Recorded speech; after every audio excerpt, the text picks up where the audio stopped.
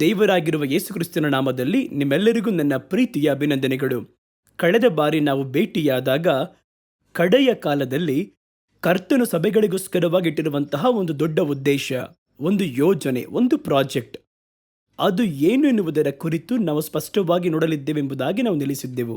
ಅದಕ್ಕಿಂತ ಮುಂಚೆ ನಾವು ನೋಡಿದೆವು, ಸಭೆಗೋಸ್ಕರವಾಗಿ ಕರ್ತನು ಕೊಟ್ಟಂತ ಹಲವಾರು ಯೋಜನೆಗಳು, ಹಲವಾರು ಕಟ್ಟಳೆಗಳು, ಹಲವಾರು ಕೆಲಸಗಳು, ಅದನ್ನ ಚಿತ್ತ ಎಂಬುದಾಗಿ ಕೂಡ ನಾವು ತೆಗೆದುಕೊಳ್ಳಬಹುದು. ಅದರಲ್ಲಿ ಪ್ರತಿ ಕಾಲಘಟ್ಟದಲ್ಲೂ ಯಾವ ವಿಧವಾಗಿರುವಂಥ ಕಟ್ಟಳೆಗಳನ್ನು ಕೊಟ್ಟರು, ಯಾವ ಯಾವ ಯೋಜನೆಯನ್ನು ಕೊಟ್ಟರು ಎನ್ನುವಂಥದ್ದನ್ನು ಕಳೆದ ಸಂಚಿಕೆಯಲ್ಲಿ ವಿವರವಾಗಿ ನೋಡಿದ್ದೇವೆ. ಆದರೆ ಸಭೆಯ ಕಡೆಯ ಹಂತದಲ್ಲಿ ಅವರಿಗೆ ಒಂದು ದೊಡ್ಡ ಪ್ರಾಜೆಕ್ಟ್ ಇಟ್ಟಿದ್ದಾರೆ. ಅದು ಬಹು ಮುಖ್ಯವಾದದ್ದು. ಅದನ್ನು ನೆರವೇರಿಸುವುದಕ್ಕೋಸ್ಕರವಾಗಿಯೇ ಕರ್ತನು ತಮ್ಮ ಸಭೆಯನ್ನು ಈ ದಿನಗಳಲ್ಲಿ ಸಿದ್ಧ ಮಾಡುತ್ತಿದ್ದಾರೆ. ಅದು ಯಾವ ಯೋಜನೆ ಎಂಬುದಾಗಿ ಕೇಳುತ್ತೀರಾ?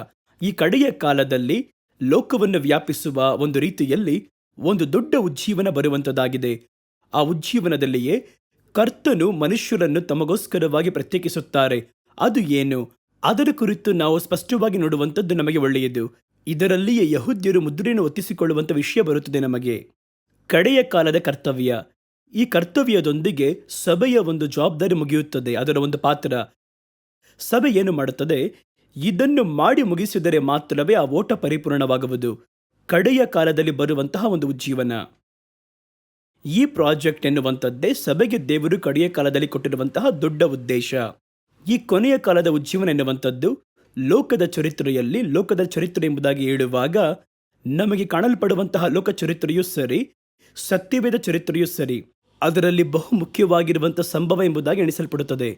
ಯೇಸು ಈ ಭೂಮಿಗೆ ಬಂದದ್ದು ಎಷ್ಟು ಮುಖ್ಯವಾಗಿರುವಂತಹ ಒಂದು ಸಂಭವವೋ, ಯೇಸು ಈ ಭೂಮಿಯಲ್ಲಿ ಮನುಷ್ಯನಾಗಿ ಜನಿಸಿದ್ದು ಅದಕ್ಕೆ ಸಮವಾದಂತಹ ಅಥವಾ ಅದಕ್ಕಿಂತ ಮಿಗಿಲಾಗಿರುವ ಬಹು ಮುಖ್ಯವಾಗಿರುವಂತಹ ಒಂದು ಕಾರ್ಯ ಏನೆಂದು ಕೇಳಿದರೆ ಕಡೆಯ ಕಾಲದ ಉಜ್ಜೀವನ.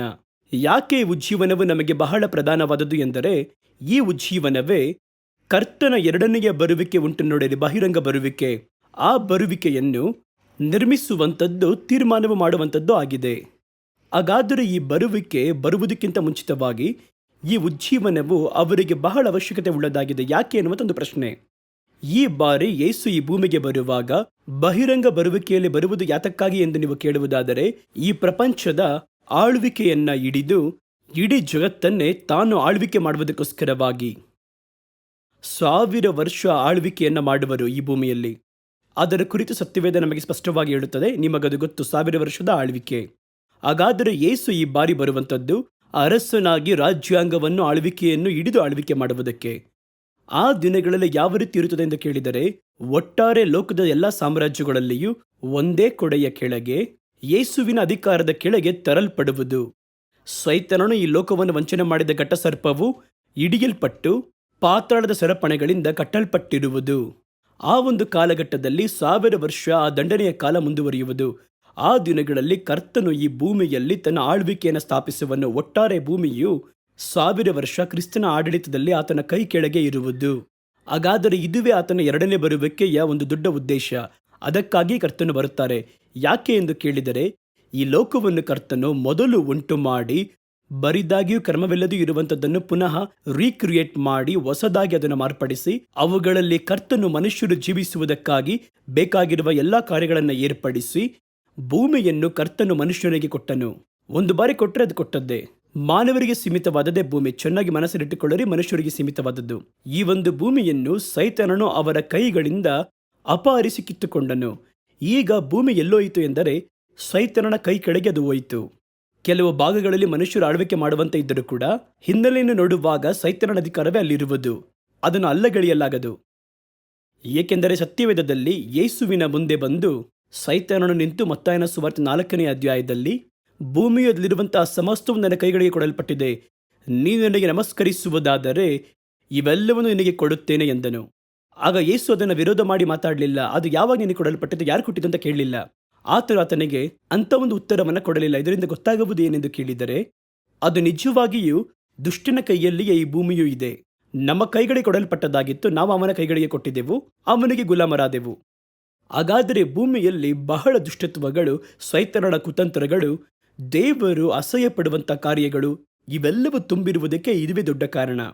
ಹಾಗಾದರೆ ಈಗ ಏನು ಮಾಡಬೇಕೆಂದರೆ, ಕರ್ತನು ಈ ಭೂಮಿಯನ್ನು ಪುನಃ ಶುದ್ಧೀಕರಿಸಿ ತನ್ನ ಶತ್ರುವಿನ ಕೈಗಳಿಂದ ಅದನ್ನು ಬಿಡಿಸಿ ಮನುಷ್ಯರ ಕೈಗಳಿಗೆ ಕೊಟ್ಟು ಆಳ್ವಿಕೆ ಮಾಡುವಂತೆ ಮಾಡಬೇಕು. ಏಕೆಂದರೆ ಅದನ್ನು ದೇವರಾಗಲಿ ದೇವದೂತರಾಗಲಿ ಆಕಾಶದಿಂದ ಬಂದು ಆಳ್ವಿಕೆ ಮಾಡಲಾಗದು. ಏಕೆಂದರೆ ಭೂಮಿಯನ್ನು ಕರ್ತನು ತಮ್ಮ ನಿಯಮಗಳ ಪ್ರಕಾರ ಮನುಷ್ಯರಿಗೆ ಮಾತ್ರವೇ ಎಂಬುದಾಗಿ ಬರೆದಿಟ್ಟಿದ್ದಾರೆ. ಈಗ ಏನು ಮಾಡಬೇಕು? ಮನುಷ್ಯರಲ್ಲಿ ಯಾರಾದರೊಬ್ಬರನ್ನು ಯಾವುದೇ ತಪ್ಪು ದೋಷವಿಲ್ಲದೆ ಸೈತಾನನ ಎಲ್ಲ ತಂತ್ರಗಳನ್ನು ಜಯಿಸುವಂತೆ ಮಾಡಿ, ಅವನನ್ನು ಆ ತಂತ್ರಗಳಿಗೆ ಒಳಗಾಗದಂತೆ ಮಾಡಿ, ಬಿಡಿಸಲ್ಪಟ್ಟವನಾಗಿ ಒಂದು ಜಯವನ್ನು ಹೊಂದಿದವನಾಗಿ ಒಬ್ಬ ಮನುಷ್ಯನಿರುವುದಾದರೆ ಅವನ ಕೈಗಳಿಗೆ ಈ ಭೂಮಿಯ ಆಳ್ವಿಕೆಯನ್ನು ಕೊಟ್ಟು ಬಿಡಬಹುದು ಎಂಬುದಾಗಿ ನೋಡಿದರೆ, ಭೂಮಿಯಲ್ಲಿ ಒಳ್ಳೆಯವನೂ ಇಲ್ಲ, ಒಬ್ಬನಾದರೂ ಒಳ್ಳೆಯವನಿಲ್ಲ ಎಂಬುದಾಗಿ ಸತ್ಯವೇದ ಹೇಳುತ್ತದೆ. ನಾವು ಹುಟ್ಟುವಾಗಲೇ ಜನ್ಮ ಪಾಪದಿಂದಲೇ ಹುಟ್ಟುತ್ತೇವೆ. ಮಗುವಾಗಿರುವಾಗಲೇ ಹುಟ್ಟುವಂತಹ ಮಗುವಿನ ಮನಸ್ಸಿನಲ್ಲಿಯೇ ಪಾಪವು ಅಂಟಿಕೊಂಡೇ ಹುಟ್ಟುತ್ತದೆ ಅಲ್ಲವೇ? ಹಾಗಾದರೆ ಕರ್ತನು ನೋಡಿದನು, ಯಾರನ್ನು ಎಬ್ಬಿಸಿ ಪುನಃ ಈ ಭೂಮಿಯನ್ನ ಒಬ್ಬ ಮನುಷ್ಯನ ಕೈಗಳಿಗೆ ಕೊಟ್ಟರೆ ಅವನು ಬಹು ದಿವಸಗಳ ಕಾಲ ಅವನ ಕೈಯಲ್ಲಿಟ್ಟುಕೊಳ್ಳುವುದಿಲ್ಲ, ಏಕೆಂದರೆ ಅವನು ಪರಿಪೂರ್ಣವಾಗಿ ಜಯ ಹೊಂದಿದವನಲ್ಲ. ಆದ್ದರಿಂದ ಪುನಃ ಸೈತಾನನು ಅವನನ್ನು ವಂಚಿಸಿ ಆ ಲೋಕವನ್ನು ಪುನಃ ಅಪಹರಿಸಿಕೊಳ್ಳುವುದಕ್ಕೆ ಆಸ್ಪದ ಉಂಟಾಗುವುದು.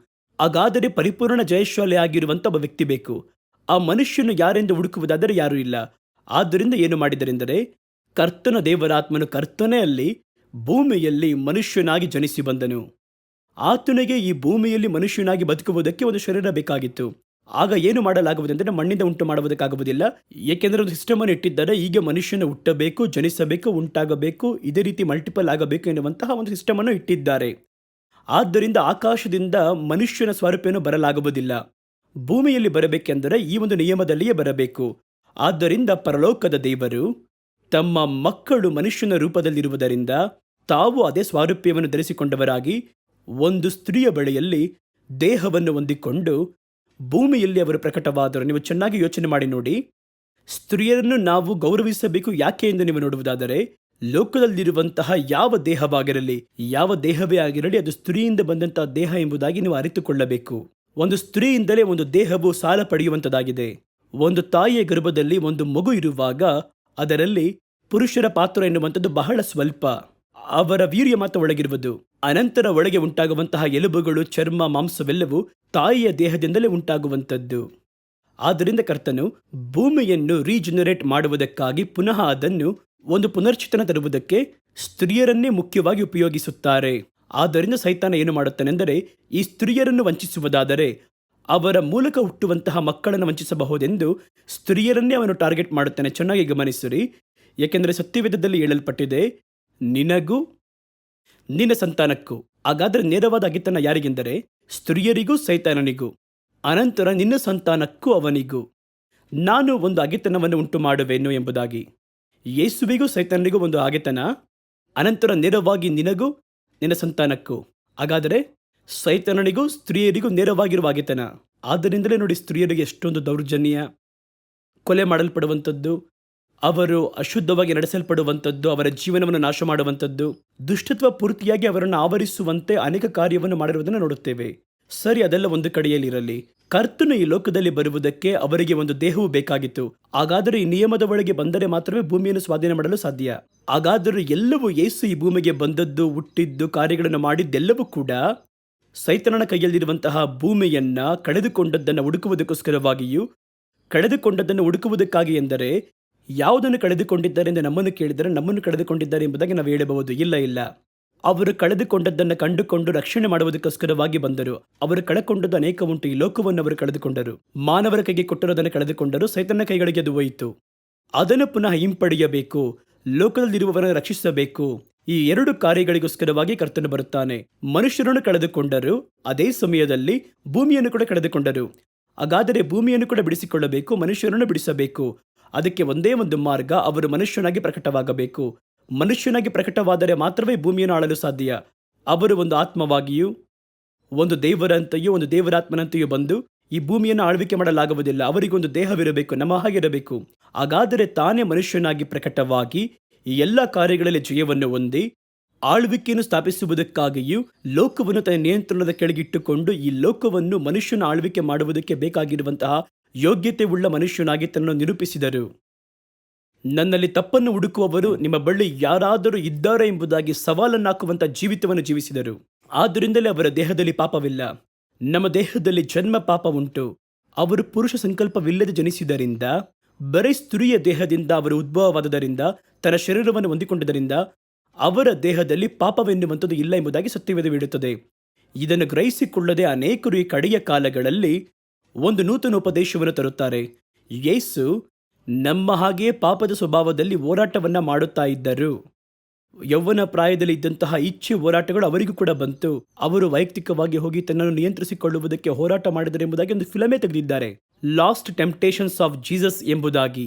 ಅದರಲ್ಲಿ ಶಿಲುಬೆಯಲ್ಲಿ ಜಡಿಯಲ್ಪಟ್ಟ ಸಂದರ್ಭದಲ್ಲಿ ಕೂಡ ಯಾವ ರೀತಿ ಅವರ ದೇಹದಲ್ಲಿ ಒಂದು ಹೋರಾಟ ಬಂದಿತ್ತು, ಪಾಪದ ಇಚ್ಛೆಯೊಂದಿಗೆ ಅವರು ಯಾವ ರೀತಿ ಹೋರಾಟ ಮಾಡಿದರು ಎಂಬುದಾಗಿ ಒಂದು ಸಿನಿಮಾ ತೆಗೆದಿದ್ದಾರೆ. ಅದು ತಪ್ಪು. ಏಕೆಂದರೆ ನಿಮ್ಮ ಜನ್ಮಕ್ಕೂ ನನ್ನ ಜನ್ಮಕ್ಕೂ ಯೇಸುವಿನ ಜನ್ಮಕ್ಕೂ ಬಹಳ ವ್ಯತ್ಯಾಸಗಳು ಉಂಟು. ನಾವು ಪುರುಷ ಸಂಕಲ್ಪದಿಂದ ಪಾಪದಲ್ಲಿ ಉದ್ಭವವಾದವರು, ಅವರಾದರೂ ಪರಿಶುದ್ಧಾತ್ಮನಿಂದ ಕನ್ನಿಕೆಯಾಗಿರುವ ಮರಿಯಳಲ್ಲಿ ಉದ್ಭವಿಸಿದಾತನು. ಅದುವೇ ಅವರ ದೇಹವು ಬೇರೆ, ಆದರೆ ಮನುಷ್ಯನ ದೇಹವಾಗಿತ್ತು. ಅದರಿಂದ ಬಂದು ಈ ಲೋಕವನ್ನು ಮನುಷ್ಯನಾಗಿ ಇದ್ದು ಜಯಿಸಿ ತೋರಿಸಿದರು. ಮನುಷ್ಯನಾಗಿದ್ದು ಜಯಿಸಿ ತೋರಿಸಿ ಈ ಲೋಕವನ್ನು ಆಳ್ವಿಕೆ ಮಾಡುವುದಕ್ಕಾಗಿ ಯೋಗ್ಯತೆ ಉಳ್ಳವರೆಂಬುದಾಗಿ ಯೇಸು ನಿರೂಪಿಸಿದರು. ಈ ಯೇಸು ಪರಲೋಕಕ್ಕೆ ಹೋಗಿ ನಮಗೋಸ್ಕರವಾಗಿ ಒಂದು ಸ್ಥಳವನ್ನೆಲ್ಲ ಸಿದ್ಧಪಡಿಸಿ ಪುನಃ ಬಂದು ಈ ಭೂಮಿಯನ್ನು ತನ್ನ ಆಳ್ವಿಕೆಯ ಕೆಳಗೆ ತರುತ್ತಾರೆ. ಏಕೆಂದರೆ ಆತನೊಬ್ಬನಿಗೆ ಆಳ್ವಿಕೆ ಮಾಡುವಂಥ ಅಧಿಕಾರವಿದೆ. ಅವರು ಮನುಷ್ಯನಾಗಿಯೂ ಇದ್ದಾರೆ, ದೇವರಾಗಿಯೂ ಇದ್ದಾರೆ. ಹಾಗಾದರೆ ಸೈತನ ಅವರ ಮೇಲೆ ದೂರು ಹೇಳಲಾಗುವುದಿಲ್ಲ. ಮನುಷ್ಯರಿಗೆ ಕೊಟ್ಟು ನೀವ್ಯಾಕೆ ಆಳ್ವಿಕೆ ಮಾಡ್ತಿದ್ರೆ ಅಂತ ಕೇಳಕ್ಕಾಗಲ್ಲ, ನಾನು ಮನುಷ್ಯನೇ. ಆದ್ದರಿಂದಲೇ ಯೇಸು ಹಲವು ಕಡೆ ಮಾತನಾಡುವಾಗ ನೋಡಿರಿ, ಮನುಷ್ಯ ಕುಮಾರನು ಎಂಬುದಾಗಿ ಹೇಳಿ ತನ್ನನ್ನು ಸ್ಥಾಪಿಸುತ್ತಿದ್ದರು. ಆ ಸ್ಥಳದಲ್ಲಿ ಅವರು ಆ ಒಂದು ಸ್ಥಳದಲ್ಲಿ ಹಲವರು ದೇವಕುಮಾರನೆಂದೇಳಿದರು. ಅವರು ಹೇಳುವಾಗ ಮನುಷ್ಯ ಕುಮಾರನು ಎಂಬುದಾಗಿ ಹೇಳುವರು. ಏಕೆಂದರೆ ಭೂಮಿಯು ಮನುಷ್ಯನಿಗೆ ಸೀಮಿತವಾದದ್ದು, ಅದಕ್ಕಾಗಿ ಮನುಷ್ಯನಾಗಿ ಬಂದೆ, ಮನುಷ್ಯ ಕುಮಾರನಾಗಿ ನಾನು ಪ್ರಕಟವಾದೆ ಎಂದು ಕರ್ತನು ಅದನ್ನು ಹೇಳುತ್ತಾರೆ. ಸದ್ಯ ಅದೊಂದು ಕಡೆ ಇರಲಿ. ಈ ಯೇಸು ಪುನಃ ಬಂದು ಈ ಲೋಕವನ್ನು ಒಂದು ಮನುಷ್ಯನಂತೆ ಇದ್ದು ಆಳ್ವಿಕೆಯನ್ನು ಮಾಡಲಿದ್ದಾರೆ. ಅದಕ್ಕೆ ಅವರು ಪುನರುತ್ಥಾನ ಹೊಂದಿದ ಶರೀರದಿಂದ ಪರಲೋಕಕ್ಕೆ ಏರಿ ಹೋಗಿದ್ದಾರೆ. ಭೂಮಿಗೆ ಮತ್ತೆ ಬರುತ್ತಾರೆ. ಆಗ ಭೂಮಿಗೆ ಮತ್ತೆ ಬಂದು ಏನು ಮಾಡುತ್ತಾರೆ ಎಂದರೆ 1000 ವರ್ಷ ಮೊದಲು ಸೈತಾನನನ್ನು ಸಂಹರಿಸುತ್ತಾರೆ. ಸೈತಾನನನ್ನು ಸೆರೆ ಹಿಡಿದು ಪೂರ್ಣ ಭೂಮಿಯನ್ನು ಮೋಸ ಮಾಡಿರುವಂತಹ ಪುರಾತನ ಸರ್ಪ ಎಂಬುದಾಗಿ ಕರೆಯಲ್ಪಡುವಂತಹ ಘಟಸರ್ಪವನ್ನು ಸೈತಾನನನ್ನು ಸೆರೆ ಹಿಡಿದು ಅವನಿಗೆ ಸಹಾಯ ಮಾಡಿದವರು ಅಂತ್ಯಕ್ರಿಸ್ತು ಅಂತವರೆಲ್ಲರನ್ನು ಸೆರೆ ಹಿಡಿದು ಅವರ ಮುದ್ರೆಯನ್ನು ಧರಿಸಿಕೊಂಡಿದ್ದವರನ್ನು, ಅವರ ಆಳ್ವಿಕೆಗೆ ಪಕ್ಕಬಲವಾಗಿದ್ದವರನ್ನು, ಅವರ ಪ್ರಜೆಗಳು ಎಂಬುದಾಗಿ ತಮ್ಮನ್ನು ಪ್ರಕಟಿಸಿಕೊಂಡವರನ್ನೆಲ್ಲರನ್ನು ಸೆರೆ ಹಿಡಿದು ಪಾತಾಳದಲ್ಲಿ ಸರಪಣಿಗಳಿಂದ ಕಟ್ಟಿ ಹಾಕಿ ಇಟ್ಟಿರುವರು. ಇದನ್ನೇ ವಾಕ್ಯ ಹೇಳುತ್ತದೆ. ಅದಾದ ನಂತರ ಈ ಭೂಮಿಯನ್ನು ಅವರು 1000 ವರ್ಷ ಆಳ್ವಿಕೆ ಮಾಡಲಿದ್ದಾರೆ. ಇದುವೇ ಕಾನ್ಸೆಪ್ಟ್ ಆಗಿದೆ. ಇದರಲ್ಲಿ ಎಲ್ಲಿ ಸಮಸ್ಯೆ ಬರುತ್ತದೆ ಎಂದು ಕೇಳಿದರೆ, ಯೇಸು ಈ ಲೋಕದ ಆಳ್ವಿಕೆಯನ್ನು ಹಿಡಿಯಲು ಬರುವುದಕ್ಕಿಂತ ಮುಂಚೆ 7 ವರ್ಷ ಸೈತಾನನ ಪರಿಪೂರ್ಣವಾಗಿ ಭೂಮಿ ಆಳ್ವಿಕೆ ನಡೆಯುತ್ತಾನೆ. ಯೇಸು ಯಾವ ರೀತಿ ಬರುತ್ತಾರೋ ಅದೇ ರೀತಿಯೇ 7 ವರ್ಷ ಅವನ ಕೈಗಳಲ್ಲಿ ಒಪ್ಪಿಸಿಕೊಡಲ್ಪಡುತ್ತದೆ. ಯಾವ ರೀತಿ ಎಂದು ಕೇಳುವುದಾದರೆ, ಅಮೆರಿಕಾಗೆ ಒಬ್ಬನು, ಲಂಡನ್ನಿಗೆ ಒಬ್ಬನು, ಸ್ಪೇನ್ಗೆ ಒಬ್ಬನು, ಫ್ರಾನ್ಸ್ಗೆ ಒಬ್ಬನು ಎಂಬುದಾಗಿ ಅಧಿಪತಿಗಳಿದ್ದಾರಲ್ಲವೇ, ಆ ರೀತಿ ಅಲ್ಲದೆ ಒಟ್ಟಾರೆ ಇಡೀ ಪ್ರಪಂಚವೇ ಆಯ್ಕೆಪಡಿಸಲ್ಪಟ್ಟು ಅದರ ಮೇಲೆ 7 ವರ್ಷ ಸೈತಾನನ ಆಳ್ವಿಕೆ ಭೂಮಿಯಲ್ಲಿರುವುದು. ಅದು ಸತ್ಯವೇದದಲ್ಲಿ ಮುದ್ರಿಸಲ್ಪಟ್ಟದ್ದಾಗಿದೆ. ಅದಕ್ಕೆ ನೀವು ಪ್ರಾರ್ಥನಾ ಮನವಿ ಬರೆದು ಪ್ರಾರ್ಥನೆ ಮಾಡಿ, ನಾವೆಲ್ಲ ಸೇರಿ ಉಪವಾಸ ಮಾಡಿ ಅವೆಲ್ಲ ಏನು ನಡೆಯುವುದಿಲ್ಲ. ಕೆಲವು ಕಾರ್ಯಗಳನ್ನು ಪ್ರಾರ್ಥನೆಯಿಂದ ಬದಲಾಯಿಸಲಾಗದು. ಕರ್ತನು ಆ ವಿಧವಾಗಿ ಹೇಳಿ ಒಂದು ಕಾರ್ಯವನ್ನು ತೀರ್ಮಾನ ಮಾಡಿದ್ದರೆ ಅದನ್ನು ಮಾರ್ಪಡಿಸಲಾಗದು. ಆದರೆ ತಪ್ಪಿಸಿಕೊಳ್ಳಲು ಬೇಕಾಗಿರುವ ಮಾರ್ಗ ಸಿಕ್ಕಬಹುದು. ಅಂತ್ಯಕ್ರಿಸ್ತನು ಬರಲೇಬಾರದೆಂಬುದಾಗೆಲ್ಲ ಪ್ರಾರ್ಥನೆ ಮಾಡೋಕ್ಕಾಗಲ್ಲ. ಆ 7 ವರ್ಷ ಬರಲೇಬಾರದು ದೇವರು ಎಂದೆಲ್ಲ ಪ್ರಾರ್ಥನೆ ಮಾಡಲಾಗುವುದಿಲ್ಲ. ಆ ಪ್ರಾರ್ಥನೆ ಕೇಳಲ್ಪಡುವುದೂ ಇಲ್ಲ. ಹಾಗಾದರೆ ಅದನ್ನು ಅರ್ಥ ಮಾಡಿಕೊಳ್ಳಬೇಕು. ಹಾಗಾದರೆ 7 ವರ್ಷ ಆಳ್ವಿಕೆ. ಸೈತಾನನಿಗೆ ಏನು ಒಂದು ನಂಬಿಕೆ ಎಂದರೆ, ನಮಗೆ ಒಂದು 7 ವರ್ಷ ಕೊಡಲ್ಪಡುತ್ತದೆ ಅಲ್ಲವೇ, ಅದು ಸಾಕು. ಆ 7 ವರ್ಷವನ್ನು ಯಾವ ರೀತಿ ಎಕ್ಸ್ಟೆಂಡ್ ಮಾಡಿ ಆ ವರ್ಷಗಳನ್ನು ಅಧಿಕರಿಸಿಕೊಳ್ಳುವುದು ಎನ್ನುವಂಥದ್ದೇ ಅವನು ಯೋಚನೆ ಮಾಡುತ್ತಿದ್ದಾನೆ. ನನಗೊಂದು ಚಿಕ್ಕ ಲೂಪೋಲ್ ಸಿಕ್ಕಿದ್ದರೆ ಸಾಕು. ನಿಮಗೊಂದು ಕಥೆಯನ್ನು ಹೇಳುತ್ತಾರೆ. ಒಬ್ಬನು ನಡೆಸಿಕೊಂಡು ಬಂದಂತಹ ಒಂದು ಒಂಟೆಯು ಗೂಡಾರದಲ್ಲಿ ಮೊದಲು ತನ್ನ ತಲೆಯನ್ನು ಮಾತ್ರ ಇಟ್ಟುಕೊಳ್ಳುತ್ತೇನೆ ಎಂದು ಕೇಳುವುದು. ಅನಂತರ ಸ್ವಲ್ಪ ಸ್ವಲ್ಪವಾಗಿ ಒಳಗೆ ಬಂದು ಗೂಡಾರದ ಯಜಮಾನನ ಹೊರಗೆ ತಳ್ಳಲ್ಪಟ್ಟು ಒಂಟೆ ಒಳಗೆ ಮಲಗಿಕೊಳ್ಳುವುದು ಎಂಬುದಾಗಿ ಚಿಕ್ಕ ವಯಸ್ಸಲ್ಲಿ ಕಥೆ ಓದಿರುತ್ತೇವೆ. ಆ ರೀತಿಯು ತನಗೊಂದು ಚಿಕ್ಕ ಲೂಪೋಲ್ ಸಿಗುವುದಾದರೆ ಸಾಕು. ಒಂದು 7 ವರ್ಷ ಸಿಕ್ಕಿದರೆ ಸಾಕು. ನನ್ನ ಪೂರ್ಣ ಬಲವನ್ನ, ಪೂರ್ಣ ತಂತ್ರವನ್ನ ನನ್ನ ಕೈಯಲ್ಲಿರುವಂಥ ಮನುಷ್ಯರ ಮೂಲಕವಾಗಿ ಅಥವಾ ಅವರ ಮೂಲಕ ಕಂಡುಹಿಡಿಯಲ್ಪಟ್ಟ ವಿಜ್ಞಾನದ ಮೂಲಕವಾಗಿ, ಔಷಧಿಯ ಮೂಲಕವಾಗಿ ಒಟ್ಟಾರೆ ಈ ಲೋಕವನ್ನೇ ತೀವ್ರವಾಗಿ 7 ವರ್ಷವನ್ನು ದಾಟಿ ನನ್ನ ನಿಯಂತ್ರಣದ ಒಳಗೆ ಇಟ್ಟುಕೊಳ್ಳಲು ಸಾಧ್ಯ. ಅದಕ್ಕೆ ನಾನು ಏನು ಮಾಡಬೇಕು ಎಂದರೆ, ಯೇಸುವಿನ ಬರುವಿಕೆಯನ್ನು ತಡೆ ಹಿಡಿಯಲಾಗುವುದಿಲ್ಲ. ಆದರೆ ಯೇಸು ಯಾತಕ್ಕಾಗಿ ಭೂಮಿಗೆ ಬರುತ್ತಾರೋ, ಮನುಷ್ಯರನ್ನು ಆಳ್ವಿಕೆ ಮಾಡುವುದಕ್ಕೆ ಯೇಸು ಬರುತ್ತಾರೋ, ಆ ಮನುಷ್ಯರು ಈಗ ನಮ್ಮ ಕೈಯಲ್ಲಿಯೇ ಇದ್ದಾರೆ. ಇವರನ್ನು ನಮ್ಮ ನಿಯಂತ್ರಣದ ಒಳಗೆ ಇಟ್ಟುಕೊಂಡು ನನ್ನ ಮನುಷ್ಯರು ಎಂಬುದಾಗಿ ಮುದ್ರೆಯನ್ನು ಹಾಕುವುದಾದರೆ, ಯೇಸು ಇಲ್ಲಿಗೆ ಬರುವುದಾದರೆ ಅವರ ಆಳ್ವಿಕೆ ಮಾಡುವುದಕ್ಕೆ ಮನುಷ್ಯರೇ ಇಲ್ಲಿ ಇರುವುದಿಲ್ಲವಲ್ಲವೇ?